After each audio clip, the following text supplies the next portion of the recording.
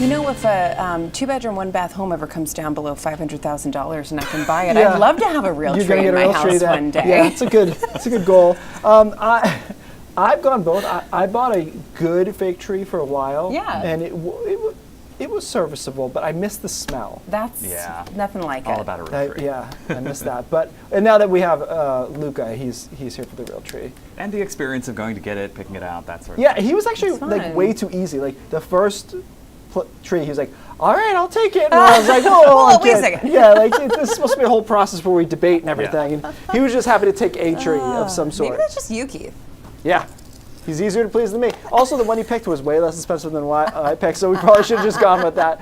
39 in Portland for current temperature, 35 in Bangor. We got into the upper 30s to around 40 degrees today with a lot of sunshine.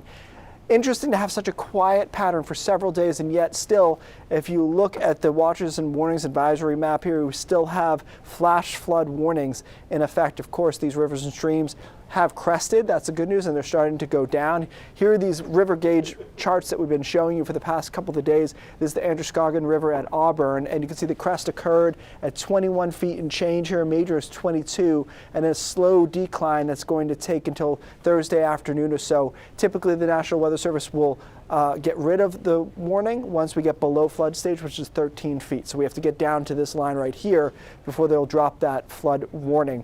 Same situation in the Kennebec River at North Sydney, where we've got a crest and then down fairly rapidly there down to 20 feet. Flood stage is 17 feet, so 3 more feet, and we'll be able to get the warnings moved out of that zone as well. So that's obviously past weather intersecting with current weather. Current weather is quiet, and the next couple of days, the only thing to watch here is that it is going to be cold. And we talked about the number of power outages still in place, and I think the last couple of days were a gift in that way. It was relatively mild during the day, and the overnights weren't all that cold. That changes. Tomorrow we're only in the upper 20s to around 30 degrees. The sun will help, so if you have south-facing windows, let the sun in. It will help passively warm the house. But then we get really chilly tomorrow night, into the teens, some single digits, and again on Friday we don't recover all that well, getting into the upper 20s to around 30 degrees. So 2 cold days when a lot of people are not going to have heat, obviously not ideal. We do start to warm up on Saturday afternoon into upper 30s to around 40 degrees. Sunday looks good, 40 to 45, as does Christmas Day itself. Looks quiet, between 40 and 45 degrees. Temperature trend is down for those couple of days, then back up through next week. The next storm that comes in is going to be next Wednesday, so we've got a week before anything happens. Early signal on that is that it would be rain initially and maybe change to snow on the back end, but something's cooking there Wednesday into Thursday of next week, but that's the next thing to watch. It's quite a distance away. So we've got really quiet weather leading up into the holiday, which is helpful, I think, for a number of reasons in this situation, but in general, that's good anyways, right?